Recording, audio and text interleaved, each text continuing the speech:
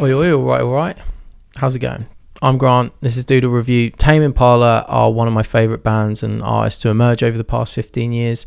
They have a pretty small discography, but that doesn't mean we can't rank those fucking albums, does it? We're going to go through each album, oldest to newest, ranking them tier style. Let's go.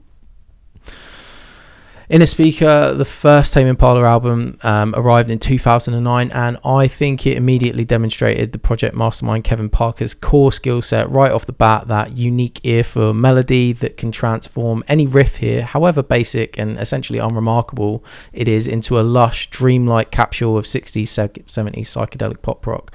It's a solid debut album and set the foundation of the Tame Impala sound, but I would say that with kind of 15 years of hindsight and a number of new records since then, you can now start to pick out elements of Parker's songwriting that were still in their kind of like embryonic stage and yet to fully develop at that point.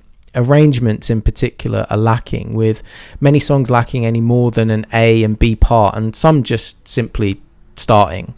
You can also hear on songs like Alter Ego, occasionally the lyrics are a little crowded for the vocal part being delivered, and while it's incredible that this is a fully self-produced record, you can hear certain areas where things like reverbs and delays kind of fall over each other.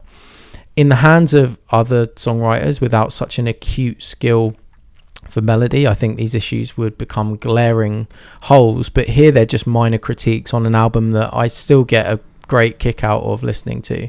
With all that being said, I think I would put this in the B tier. So after that, the next album was Lonerism. That came out, follow up to In a Speaker, came out in 2012, a few short years later, and basically improved on all of those elements that I just mentioned in the debut, with melodies that were even somehow more earwormy than before, like Why Won't They Talk to Me, just burrowing into your psyche after just a couple of listens. The collision of lyrics and melodies were smoothed out, less crowded, and the production sounded even more crisper and tighter. From an arrangement perspective, they absolutely leveled up from the first, although mostly this is achieved through the addition of more parts, riffs, and changes rather than songcraft. But tracks like Feels Like We Only Go Backward delivered a clear evolution and trajectory. I might be the only one that kind of doesn't like Elephant and feel like that song just had far too much undue attention, but overall this album is killer and it's a solid A tier record. After that we had Currents, and Currents marked a watershed moment for the Tame Impala project, retaining the same exploratory approach to arrangements and Parker's knack for sweet hooky vocals, but in this case trading the phased 70s psychedelic guitar riffs for a more synth and electronic driven project. With this stylistic shift, Parker's songwriting and arrangement capabilities just leveled up massively. Suddenly on this album, while songs could still be long and even still be driven by a repeated phrase or riff, the progressions would actually resolve to a satisfying chorus or bridge, examples of which being eventually The Less I Know The Better or 'Cause I'm a Man. Speculating here, but I wonder if this evolution could be due in part to song ideas originating more frequently on the keyboard or piano rather than a guitar, but that's just a guess on my part. I think the genre shift just really paid off, and dressing his beat-centric compositions in layers and layers of syrupy synths became the perfect pairing to some of those super hooky bass lines. I think this is a classic and wholeheartedly would put this in the S category.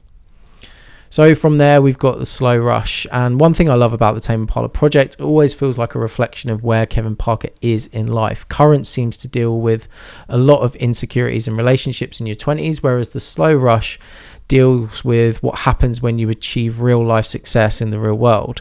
Something that comes up in particular is this guilt of not necessarily wanting to take every opportunity or go to every party, despite knowing your younger self would straight up slap you in the face for refusing such things. While I appreciate the thematic through line on this record though, I think it is a mixed bag.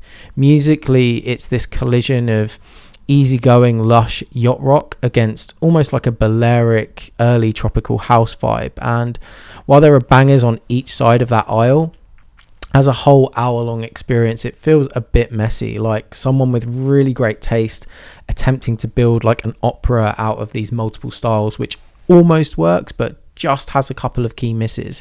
While beautifully produced, the album bookends are always a drag for me, and songs like Tomorrow's Dust just needed a bit of an edit. I think this one is actually back in the B pile for me. Okay, so let me know what you think. Do you agree, or have I royally pissed you off? Whatever it is, abuse, just hurl it in the comments. I want to know what you think. Let me know what you would have rated these records, and check out the Spotify link below for all of the tracks that I mentioned today. Cheers.